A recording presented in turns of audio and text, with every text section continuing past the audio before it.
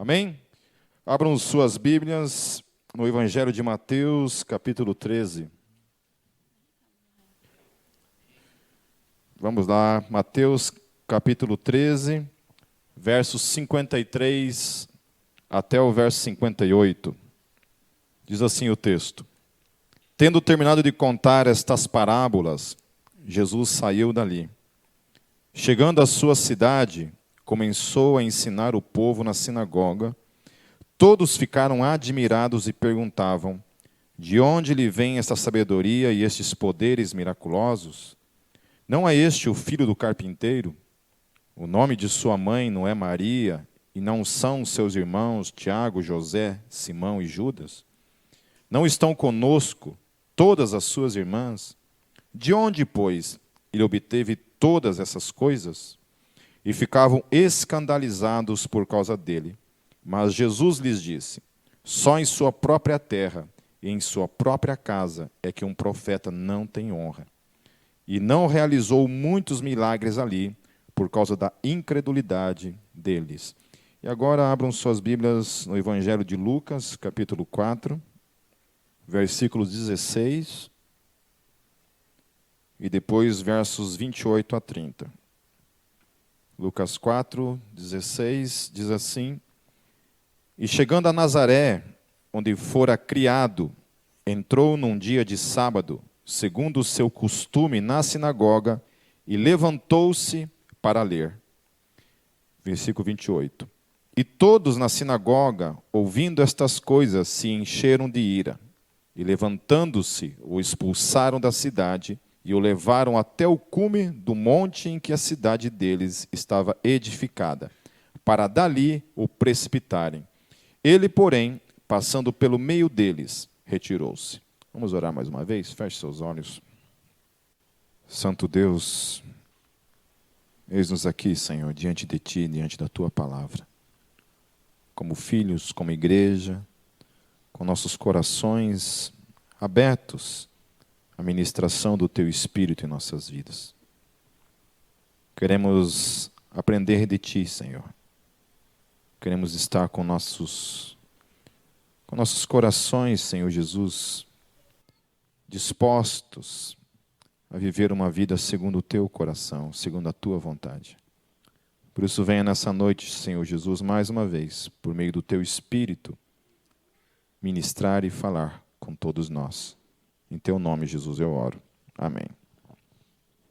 O nome dessa palavra é Profetas sem Honra. Por mais que o texto esteja tratando a questão de um episódio que envolve a vida de Jesus, então Jesus estava vivendo o auge do seu ministério. Nós estamos vendo a questão dos evangelhos na sua ordem cronológica. Então Jesus estava no ápice do seu ministério em questão de milagres, em questão de operação de prodígios, em expulsão de demônios para todos os lados. Aonde ele ia, ele era acompanhado desses prodígios, desses milagres, dessas coisas que aconteciam como manifestação do reino de Deus nesse mundo.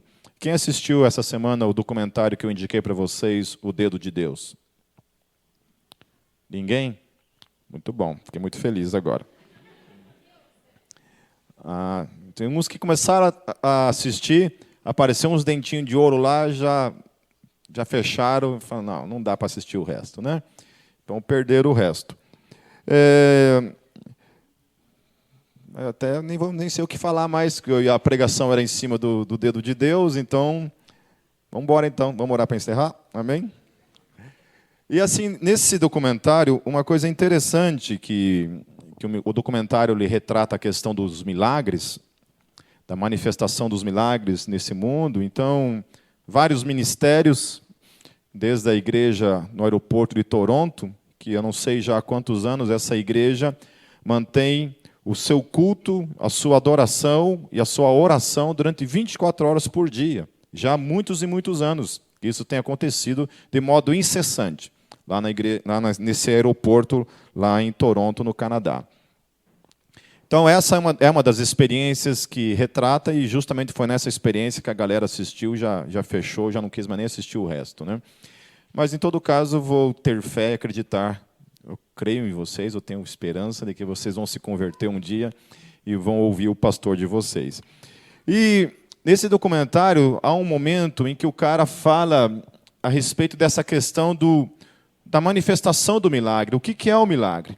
Quando nós oramos, venha o teu reino, esse reino que nós estamos falando para vir, ele tem algumas manifestações. E é interessante a observação que ele faz quando ele diz que o que é o céu? Quando nós pensamos no céu, o que nós estamos tratando, do que nós estamos descrevendo? É um lugar onde não há mais choro, não há mais medo, não há mais doenças, não há mais habitação de demônios, obviamente. É um lugar que os demônios não têm mais acesso, ok? É um lugar onde a perfeição, Deus, todo o bem, toda a luz habita. Quando nós invocamos, nós pedimos para que esse lugar, que é o céu, o reino, venha sobre a terra, nós estamos então invocando essas manifestações. Então, por isso que o milagre nada mais é do que a manifestação do céu na vida do indivíduo. Por isso que ele traz cura. Por quê? Porque no céu não há doenças. Então, onde o céu habita, quando o céu vem e o céu se manifesta na vida do indivíduo, a cura acontece. Assim como no céu não há demônios, porque por causa da luz de Deus, quando o céu se manifesta na vida do indivíduo, esse indivíduo, por obrigação, é liberto dos demônios, porque o céu se manifesta. Então, o céu é essa manifestação de milagres no dia a dia, na nossa vida. Então, quando você ora por um milagre, você está orando literalmente para que o céu venha. Nessa pequena porção, obviamente, não na sua totalidade, mas o milagre, então, é essa pequena manifestação do reino de Deus. Por isso nós oramos, Senhor, que venha o teu reino. Venha o teu reino. Então, o reino de Deus vai envolver milagres, vai envolver libertação, vai envolver salvação, vai envolver luz, vai envolver essa presença constante do Espírito de Deus na nossa vida, que nada mais, nada menos é do que uma porção daquilo que será no céu. Amém? Então Jesus ele estava vivenciando isso na vida dele. Ele estava trazendo o céu sobre a terra de uma maneira como nunca havia acontecido antes, por meio da sua vida. E após ele, então, começa o movimento da igreja. E a igreja se torna, então, esse grande movimento de trazer o céu sobre a terra em suas proporções, obviamente, pequenas. Não da dimensão em que o céu é, em que nós um dia iremos viver. Obviamente, na sua totalidade. Mas o milagre, então, no meio da vida de Jesus, são essas pequenas manifestações do céu. Jesus já havia, então, alcançado uma popularidade muito grande entre as multidões que o seguiam, que já conheciam, sabiam que esse cara lá da Galileia estava fazendo algo grandioso na vida dos pobres, na vida de todos aqueles que estavam ao seu redor. E então Jesus, depois de dar um sermão, ele volta para a sua terra natal, Nazaré. Na verdade, não era a terra natal, porque Jesus nasceu em Belém, mas era a terra onde ele havia sido criado, onde ele passou toda a sua infância e viveu pelo menos até os seus 30 anos, onde sua família provavelmente ainda morava, e ele volta para a sua terra. E aqui o texto diz que a gente leu dois contextos, né? Por que eu quis ler dois contextos? Porque um contexto fala da primeira vez que Jesus volta, logo após ele ser tentado no Éden. Oh, meu Deus do céu. Tentado no deserto. Logo após ele ser tentado no deserto, ele também tem essa questão que ele volta para a terra dele. E quando ele volta para a terra dele, ele entra numa sinagoga lá em Nazaré, ele lê esse texto de Isaías, a gente só leu uns pedaços dessa passagem toda, onde ele fala que a profecia de Isaías havia se cumprido na vida dele. Ele era o cumprimento dessa profecia. Lá em Nazaré ele diz isso. Ele tem a ousadia. Esse menino que havia sido criado ali, que todos conheciam, Nazaré era uma cidade insignificante, uma cidade pequenininha. Ele havia saído e agora ele voltava e ele chamava para si, então, esse título para a vida dele, que ele era o Messias. Ele era aquele que haveria de vir. Ele é aquele que os profetas haviam profetizado. Ele era aquele que finalmente estava trazendo a libertação na vida das pessoas. Ele era aquele que estava trazendo salvação, estava trazendo cura. Ele era aquele que estava trazendo o reino do céu sobre a terra. Finalmente ele estava chegando e ele era o cumprimento disso. E aqueles que estavam em volta dele, que conheciam bem ele, que haviam acompanhado o seu crescimento, a sua infância, conheciam sua família, conheciam seus pais, conheciam seus irmãos e suas irmãs, olharam para aquilo e não entenderam nada.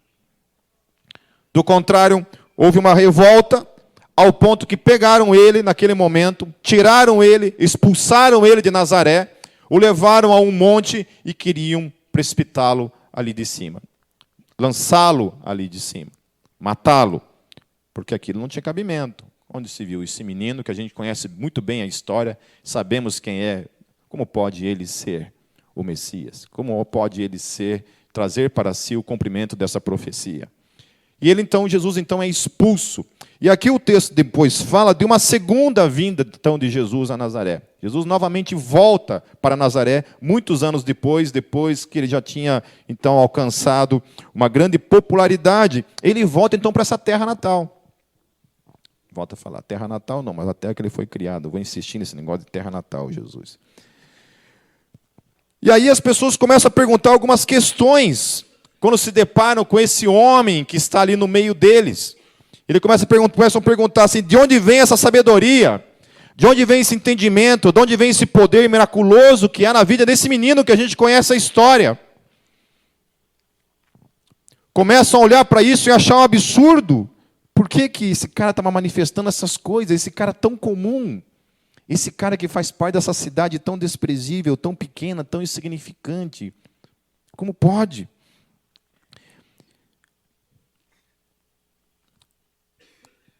E o texto fala que eles ficam escandalizados.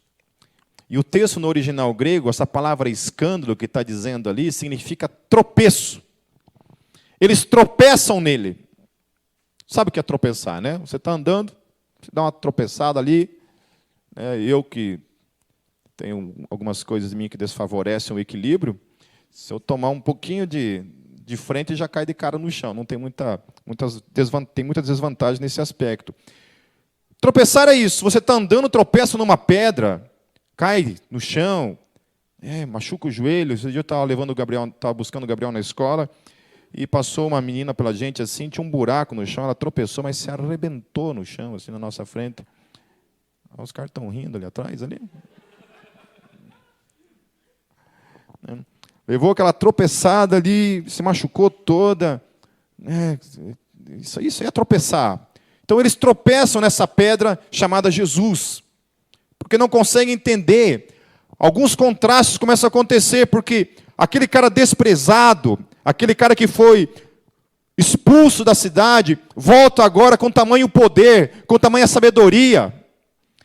Aqueles que antes eles olham para a vida dele e falam assim, quando ele chama para ele toda aquela responsabilidade messiânica, de manifestação do cumprimento de Isaías, e agora eles veem que isso se cumpre de fato na vida dele, porque os milagres finalmente acompanham a vida dele, a libertação de demônios acompanham a vida desse homem, e isso se torna então um tropeço para a vida deles. E o que isso tem a ver comigo e com você? O que isso tem a ver com a minha e com a tua história? Conhece a história de gente assim, que é desprezado pela família, é desprezado pelos amigos, que é insignificante aos olhos do mundo? Conhecem histórias como essa? As pessoas olham para você e não dão nada. Dizem que você é um zero à esquerda, que você é uma ovelha negra, que você nunca vai dar em nada. Conhecem histórias assim? A história de Jesus foi muito semelhante a isso. De alguma forma, aqueles que o conheciam em sua infância jamais imaginariam que um dia aquele menino que estava ali, sendo criado no meio deles, naquela cidade, naquela vila, um dia se tornaria esse grande homem, acompanhado de todo esse poder e essa sabedoria. Estava finalmente ali, se concretizando e sendo de fato um tropeço na vida deles. E aí o que isso me faz pensar é que nós se encaixamos em algumas questões que Paulo trata, lá em 1 Coríntios 1, 26 a 29. E que eu acho poderoso para mim e para a tua vida isso. Paulo, escrevendo aos Coríntios, ele diz assim, a partir do versículo 26, do capítulo 1, versos 26 em diante, ele fala assim: Irmãos, pense no que vocês eram quando foram chamados. Poucos eram sábios, segundo os padrões humanos. Poucos eram poderosos. Poucos eram de nobre nascimento. Aí ele começa a falar algumas coisas interessantes que tem tudo a ver comigo e com você. Primeira coisa que ele fala, então, é que nenhum de vocês era poderoso. Nenhum de vocês era de um nível social grande. Vocês eram pobres. Vocês não tinham muita filosofia, muito conhecimento na vida de vocês. Vocês eram os desprezados. Vocês eram os pequenos. Vocês eram aqueles que a família, que os amigos, que todos que estavam em volta olhavam e não davam nada. Diante da sociedade, vocês não eram nada. Desprezados, pequenos. Mas ele continua dizendo assim, a partir do versículo 27. Mas Deus escolheu as coisas loucas do mundo para envergonhar os sábios. E escolheu as coisas fracas do mundo para envergonhar as fortes. Ele escolheu as coisas insignificantes do mundo, as desprezadas e as que não são, para reduzir a nada as que são, para que ninguém se vanglorie diante dele. Aleluia. Ele olha para esses desprezados, para esses pequenos, para esses que ninguém dá nada, e ele transforma então esses homens em homens cheios de poder, em homens que agora têm autoridade sobre o inferno, sobre os demônios. Transforma esses desprezados numa nação de reis, sacerdotes, aleluia, que somos nós. E o texto fala assim, para que ninguém se glorie. É por isso que ele fez assim. Eu estava dando uma entrevista na televisão e começaram a perguntar assim, e aí? Tinha outras pessoas, uma galera que era de outra igreja, e falaram, e aí, quem que tem de famoso na tua igreja? Eu falei, ali tem Rodolfo Abranches, né, ex-Raimundos. Ó. Quem mais? Vitor Belfort, lutador de UFC. Né? Esse negócio de UFC é um desafio entender, né, cara? Os caras oram antes de subir lá, cobrir o cara de porrada depois, em nome de Jesus, né? É um desafio para a gente entender essas coisas do UFC, né? E os irmãos aqui torcem junto, né? Isso, arrebenta. Acaba com a raça dele, em nome de Jesus. Né? Aí fica torcendo lá, né? Eu não sou contra artes marciais, eu acho que você tem que aprender a se defender. Mas, sei lá, dar porrada de graça também é uma coisa meio estranha, né? Mas isso aí é com cada um de vocês que dê conta disso para Deus, nessas torcidas para ver o outro se lascar. Amém? A Bíblia fala, né? Não sejais devedores a ninguém, a não ser o amor. Então, é uma forma de expressar amor que os caras entendem, daí, né? Cada um expresse amor da forma que achar que está correta. E, Baby do Brasil, né? Daí perguntaram, e na Gólgota, Pipe? Falei, eu. O único famosinho lá que tem lá sou eu. Né? E eu achei interessante isso, né? Porque quando a mulher começou a perguntar para o cara lá, quem eram os caras famosos naquela igreja, eu comecei a falar, vixe, lascou. Quando chegar na minha vez aqui, eu vou falar o quê, né? É bem isso. Não tem ninguém famosinho aqui. Tudo favela limitada. Né?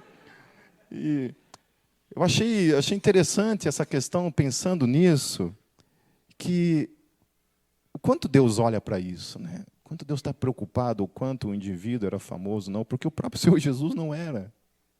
Se tornou, mas não era. Era desprezado. A Bíblia fala isso em Isaías 53. que nele não havia formosura nenhuma, que ele era desprezado entre os homens. Nem os da sua própria família botavam fé nele. Quando ele está lá no auge do seu ministério, com a casa cheia de gente, a família se propõe a ir buscar ele, porque acha que o bichinho ficou doido. Falei assim, esse moleque está doido, vamos lá buscar ele. Nem sua família botava fé nele, não acreditava nele. E aí eu olho para isso, olho para mim, para você, eu penso assim, sabe, o quanto você se despreza, o quanto você olha para você, o quanto essas mensagens que vêm desde casa, desde amigos, às vezes a tua cultura mesmo, o contexto em que você está, em que você se criou, viveu, ou até mesmo vive, o quanto você ouve diariamente de Satanás assim, você não é nada, nunca será capaz de nada, nunca poderá ser algo, você é nada. O quanto essas realidades familiares determinam na minha e na tua mente o que nós podemos ou não podemos ser. E aí vem Paulo e ele fala assim, olha, quando vocês escutam essas frases, essas mentiras, cuidado com isso. Quando a gente pensa que para a gente fazer alguma coisa, nós temos que ter algum tipo de poder financeiro para isso, quando a gente pensa que, de alguma forma, a gente tem uma certa posição cultural, externa, familiar, ou qualquer coisa que seja, que nos ajude nesse processo. E o apóstolo Paulo fala assim, gente, o que há de mais precioso em vocês é justamente o quão pequeno e desprezível vocês são. Porque nós servimos um Deus que tem prazer, alegria em pegar gente como eu e você e transformar nesses agentes que manifestam o poder, a glória de Deus nesse mundo. Sabe? Deus gosta que as pessoas olhem e falem assim, nossa, olha aquele fulaninho ali que ficava cheirando cola na frente de casa.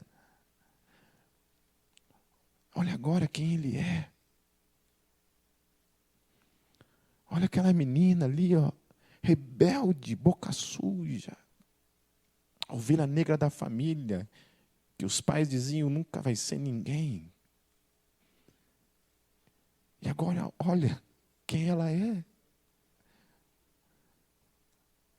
Uma mulher cheia do Espírito de Deus.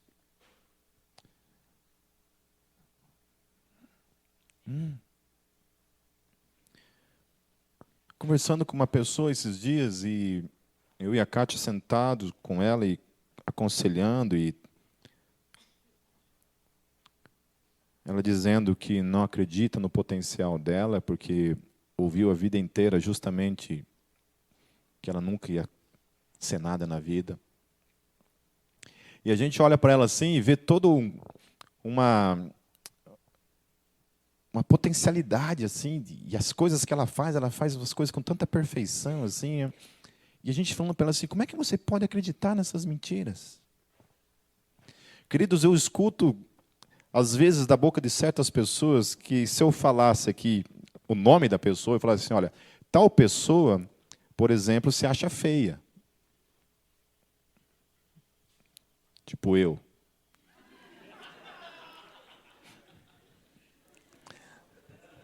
Não, absurdo isso. Eu acho isso um absurdo. Mas eu estou conversando comigo todo dia, tentando me alugar nesse aspecto. Mas, agora falando sério, não riam. E gente que a gente fala assim, que se acha feia, que não consegue se olhar no espelho, e eu e a Kátia falam assim, mas como é que pode você se achar feia? Ou achar que não canta bem, por exemplo. Eu não canto bem. Eu falei, nossa, você não canta. Não, quem canta sou eu, então. Se você não canta bem, quem que canta? que não canta bem. Gente que consegue acreditar na mentira, mas não consegue acreditar naquilo que é real, naquilo que é verdadeiro.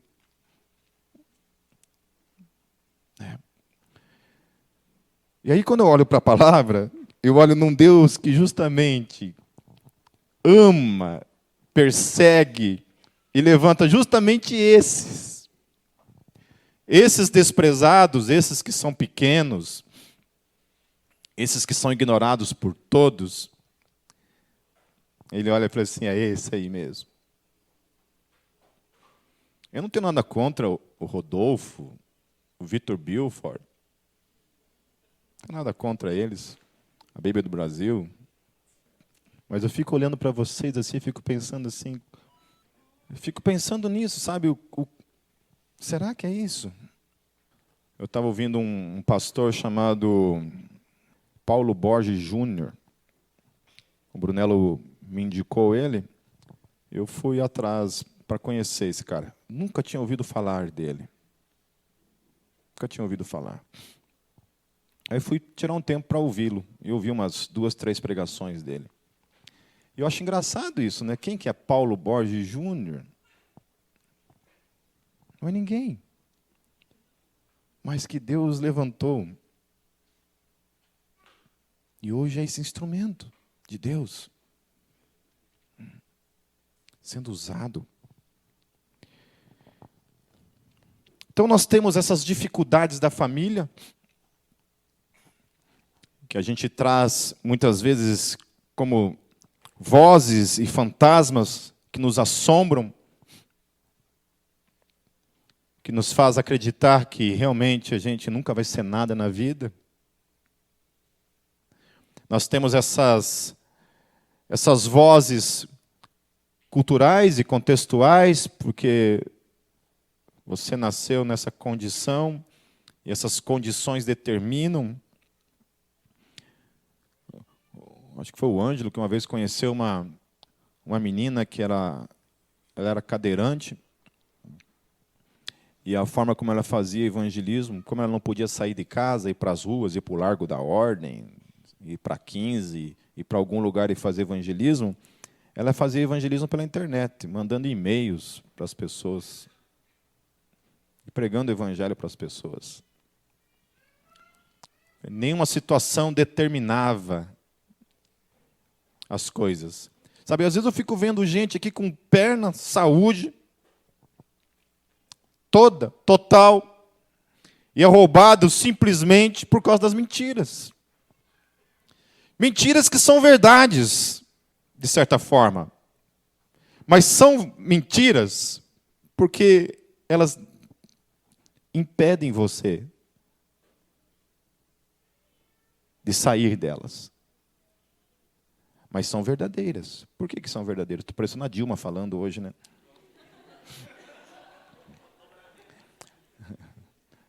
Deixa eu me fazer entender aqui, por favor. Senão amanhã eu vou estar lá no Facebook. Olha, se vocês editarem esse vídeo e me sacanear, vocês vão ver uma coisa depois, viu? Já fica avisado aqui. Por que eu estou dizendo isso? Porque é verdadeiro que nós somos pequenos, desprezíveis. Mas não é verdadeiro que isso pode te impedir de ser um instrumento na mão de Deus. Amém? A mentira é quando determina que isso tem que ser algo determinante para a sua vida. E que você, portanto, não pode ser um instrumento na mão de Deus. O que é legal na mão de Deus é justamente isso.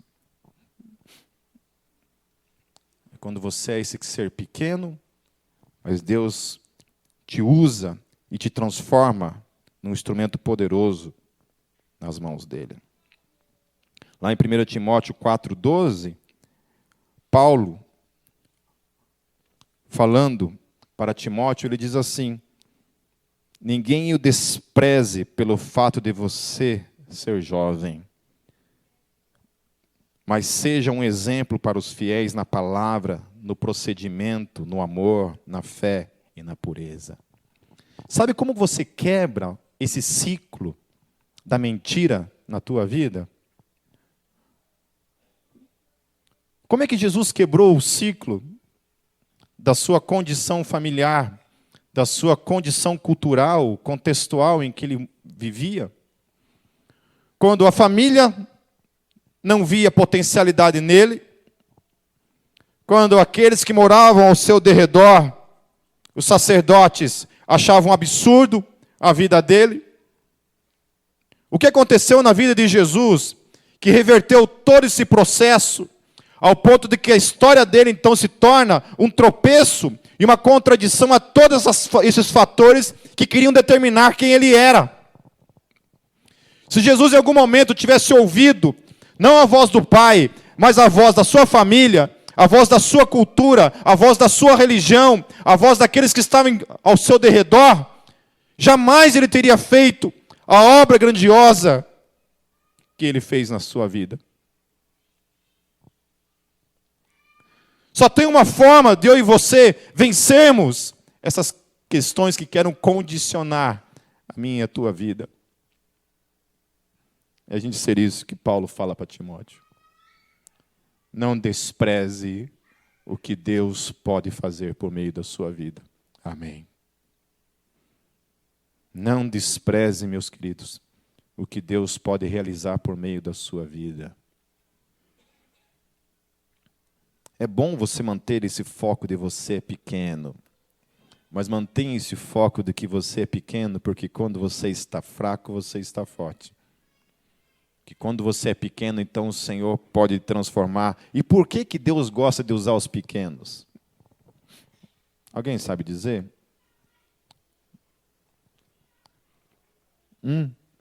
Por que que Ele gosta assim que você tenha consciência de quem você é e ainda assim Ele te usa?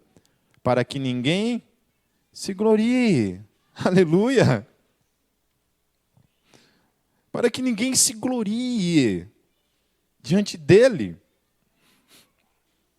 É justamente por causa disso que ele escolhe pessoas como eu e você. Quando a gente começa a olhar para a nossa vida, eu falo assim, olha, eu acho que Deus acertou quando decidiu me usar. Realmente eu concordo com ele que eu sou o cara que ele tem que usar.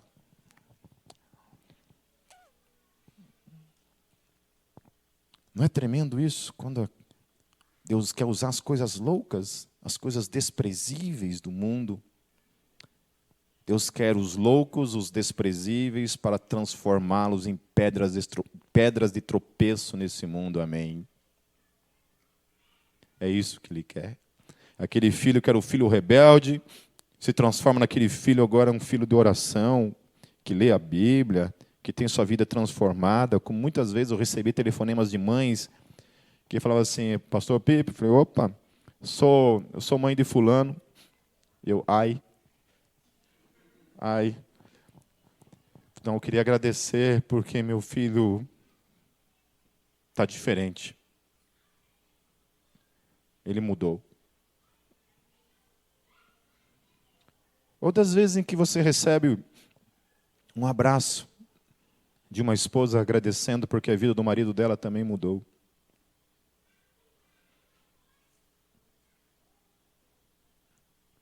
Aleluia. Isso é tremendo. Isso é poderoso. O Evangelho tem que ter esse poder de transformar. Então ele fala assim que o que transforma eu e você nesses de desprezíveis para pedras de tropeço, para pessoas que desconstrói todas essas coisas que querem configurar quem você é e determinar quem você é. Paulo ele fala para Timóteo o seguinte, Timóteo, você precisa ser fiel. E eu digo para mim e para você isso, que nós precisamos nos manter fiéis na palavra, aleluia. Temos que ser uma geração que conhece a palavra, que sabe manusear bem esse livro que você está na mão aí, ou no teu celular que seja. Amém? Sério, gente. Gaste teu tempo lendo a Bíblia, conhecendo a Bíblia. Eu estava dando renovo para os homens esse final de semana. Eu estava falando para eles isso. Eu li tanto a Bíblia,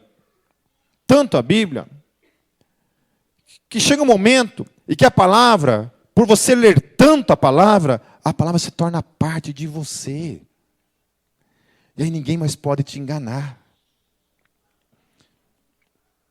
Eu estava dando um exemplo que uma vez eu pregando, e eu falei assim, uma abobrinha pregando, mas eu não sabia que aquilo era uma abobrinha, e falei a tal da abobrinha. E é uma abobrinha que muitos falam, inclusive eu acho que vocês devem ter falado em algum momento na vida. Sabe aquela passagem na Bíblia que fala assim, não cai uma folha de uma árvore se não for da vontade de Deus? Sabe esse texto bíblico? Então, esse texto não é bíblico. Ele não existe nas Escrituras. E eu falei isso numa pregação. E eu estava escutando essa semana o troço e me deu a vontade de me enfiar fazer igual um avestruz. Falei, nossa, eu tenho que urgente editar esse troço. Aí eu estava conversando com outras pessoas esses tempos, e alguém falou assim, não, porque a Bíblia diz que uma alma vale mais que o mundo inteiro. Eu falei, você sabia que isso não está na Bíblia? Claro que está. Eu falei, não está. Tá, eu li essa semana. Falei, pois é, meu querido, não está na Bíblia. Não, tá, vou te mostrar. E começou a procurar, e foi para o Google, foi para a Bíblia online, procurou de tudo que é canto. Falei, meu Deus, Pipe, quantas vezes eu falei isso? Falei, pois é, pode até falar, mas não fala que está na Bíblia. Não fala que está na Bíblia. Então nós precisamos ser essa geração que conhece a palavra. E a outra coisa que ele fala, que nós temos que mostrar, se tornar pedra de tropeço, também no procedimento. É na conduta. Porque senão nós somos exatamente aquilo que eles falaram. Você nunca vai ser nada. É o teu procedimento, o meu e o teu procedimento, que conspiram contra essas coisas que querem determinar quem você é. A outra coisa fala no amor. Que nós temos que ser o exemplo no amor. E aí eu me preocupo muito, gente, com essa geração, porque é uma geração que nós estamos caminhando por dois lados, né? Um lado é do amor que ama mais do que o próprio Deus, né? Aquele amor que vai amar mesmo, né? E tem aquela outra galera que, por causa desse amor, está se condicionando também numa direção contrária, onde a gente começa a odiar pessoas. A gente não ama mais, a gente se perde nesse meio termo. Então, o negócio é se manter aqui no centro. Temos que amar as pessoas, temos que ser contrários àquelas ideias que são contrárias ao Evangelho, mas temos que perseverar no amor. Amém? A outra coisa que ele fala é na fé. Amém? Fé. Por isso eu pedi para vocês assistirem o tal do dedo de Deus lá, que vocês não assistiram. Porque uma palavra para mim que resume o dedo de Deus, esquece dente de ouro. Por favor. Esquece dente de ouro. Esquece pedras preciosas que aparecem lá em Toronto. Não é disso que eu estou falando. Mas existe uma palavra que resume para mim o documentário O Dedo de Deus. Principalmente na vida de um cara que aparece nesse documentário, que eu não lembro o nome dele agora. A palavra é ousadia. Ousadia. Então, eu e você temos uma facilidade para criticar e dar as costas para dente de ouro, por exemplo. Achar aquilo absurdo. Pedras preciosas que aparecem lá. Achar isso um absurdo. Mas a pergunta é, beleza, achemos um absurdo. Não concordemos. Mas em nome de Jesus, então sejamos algo de concreto no quesito ousadia. Porque ainda não adianta nada eu e você sermos contrários a todo que tipo de manifestação que a gente possa achar esquisita, mas ao mesmo tempo eu e você não somos pessoas que oram por doentes, que expulsam demônios, que oram talvez para ressuscitar mortos. Ou seja, a racionalidade não impede e não pode impedir a ousadia na nossa vida, na fé. Amém? Então, sejamos pessoas que, obviamente, não vamos ficar abraçando todo que é tipo de manifestação. Uma vez lá numa igreja em Foz do Iguaçu, teve um momento lá que teve a unção da lagartixa lá. A Kátia estava lá. Chamavam as pessoas, quem queria a oração, as pessoas iam lá na frente. E o pastor fazia assim, ó. No que ele passava assim, a mão dele, todo mundo colava na parede. Daí ele fazia para cá, a outra metade colava na parede. Então, eu não entendo, tudo bem. Né? Eu não vou falar que é coisa do Satanás, meu irmão querido. Eu já falei para vocês, tomem cuidado quando falam esse tipo de coisa. Porque se é realmente uma coisa que às vezes vem da parte do Espírito Santo, eu posso não concordar, e achar estranho e falar, Deus, vou ficar na minha, que não vou falar nada, isso aí é contigo. Né? Isso aí é contigo, sou eu que se vire com isso. Mas a questão para mim é essa, é que, tudo bem, eu não quero unção da lagartixa para a minha vida. Mas daí tem outro quesito, que é o quesito de que eu não oro pelas pessoas, eu não oro por milagres, eu não acredito mais em milagres, eu não expulso mais demônios. Eu lembro que quando a gente começou a Gólgota, todo santo dia, aparecia o diabo no meu quarto. Eu e a Kátia acordávamos madrugada, um ambiente pesado no quarto. Quando nós olhávamos, estava lá uma sombra, um troço estranho dentro do nosso quarto. E no começo a gente se assustava, tal, né, e orava, dava um tremor. Né? E aí, todo dia a igreja orando, a igreja buscando, fazia jejum coletivo, a igreja inteira entrava em jejum, buscava, orava, e orava.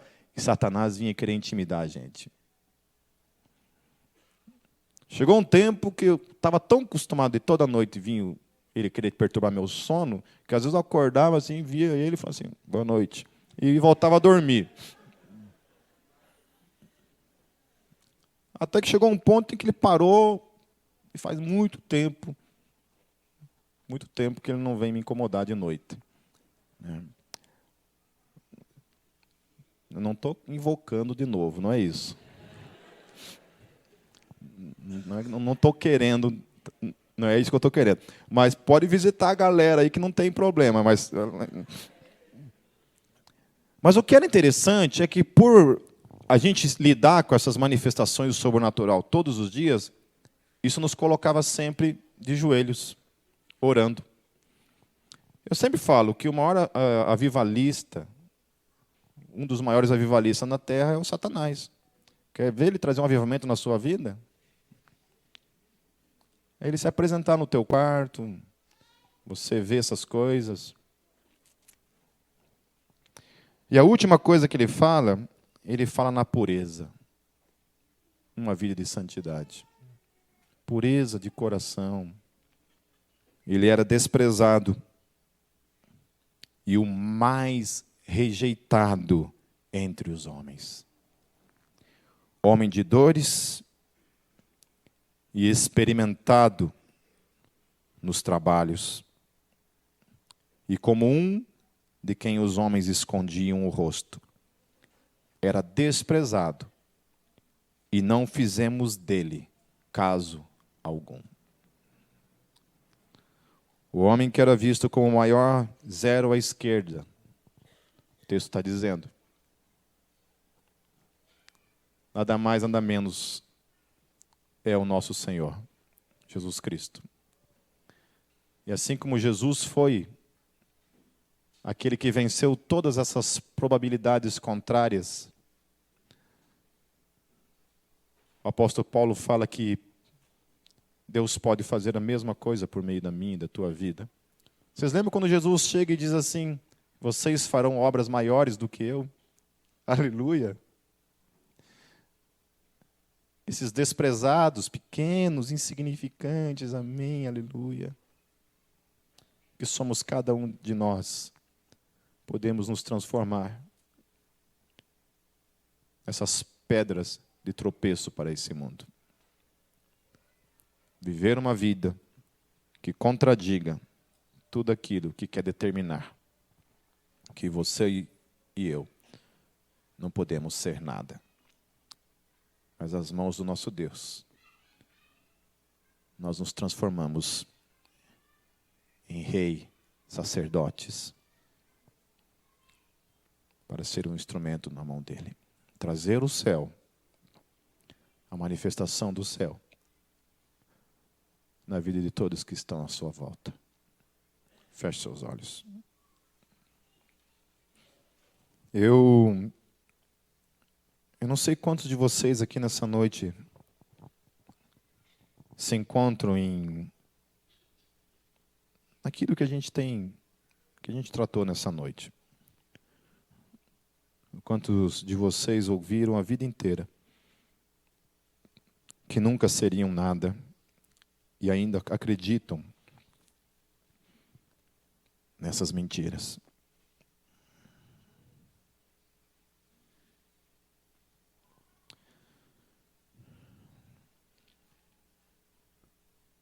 Se nessa noite você tem um desejo de romper em definitivo com isso, quer parar de acreditar nisso, quer acreditar que você pode se transformar num instrumento poderoso nas mãos do Senhor Jesus. Quero hoje dizer um basta para isso. Dizer para Satanás, dizer para todas essas mentiras, que você quer ser algo novo nas mãos do Senhor. Quero te desafiar a vir aqui na frente, romper com esse ciclo, romper com essas mentiras. Que você venha aqui na frente, se coloque de joelhos aqui na frente, que eu quero orar pela sua vida. Senhor Jesus, a Tua palavra diz que aquele que se humilhar será exaltado. Tua palavra fala que o Teu reino é composto de pessoas desprezíveis, loucas. O Senhor conhece a história de cada um que está aqui nessa noite, dos que estão aqui prostrados diante de Ti. O Senhor conhece cada palavra proferida que feriu, que até aqui determinou, que até aqui roubou, amarrou, impediu. Cada palavra de desprezo, Senhor. Cada palavra que matou os sonhos, matou o ministério. Cada ferida, Senhor Jesus, que ainda sangra e que todas as vezes que se tenta se levantar, essas mentiras vêm e se colocam no caminho e impedem. Senhor Jesus, nós estamos aqui colocando nossas feridas diante de Ti, nossas dores. Queremos colocar todas essas mentiras diante de Ti, Senhor Jesus, e pedimos a Tua graça nessa noite. Pedimos que o Senhor nos liberte, Senhor Jesus, de todas essas mentiras. Queremos dizer, Senhor Jesus, eis-nos aqui, Senhor. Eis-nos aqui, Senhor. Senhor Jesus, queremos ser, Deus, como vasos que o Senhor quebra e refaz. Queremos ser vasos novos em Tuas mãos, Senhor Jesus, livres das mentiras. Queremos continuar pequenos em Tuas mãos, Senhor. Não queremos nos gloriar jamais em Tuas mãos, Jesus, mas eis-nos aqui, Senhor Jesus. Que hoje seja o início de um novo tempo em nossas vidas, Senhor Jesus. Um tempo em que a Tua glória, Senhor Jesus, se manifeste em nossas vidas. Que o Senhor nos transforme segundo a Tua vontade, Senhor. Em homens e mulheres, Senhor Jesus. Em tropeços para todas essas mentiras, Senhor Jesus. Que a nossa vida, a partir de hoje, Senhor, se transforme, Deus, numa vida, Senhor Jesus, que demonstre totalmente o contrário de todos esses fatores que querem determinar que não podemos ser aquilo que o Senhor quer que sejamos. Obrigado por essa oportunidade, Senhor Jesus. Obrigado por essa noite. Obrigado por nos amar. Em Teu nome, Jesus. Amém.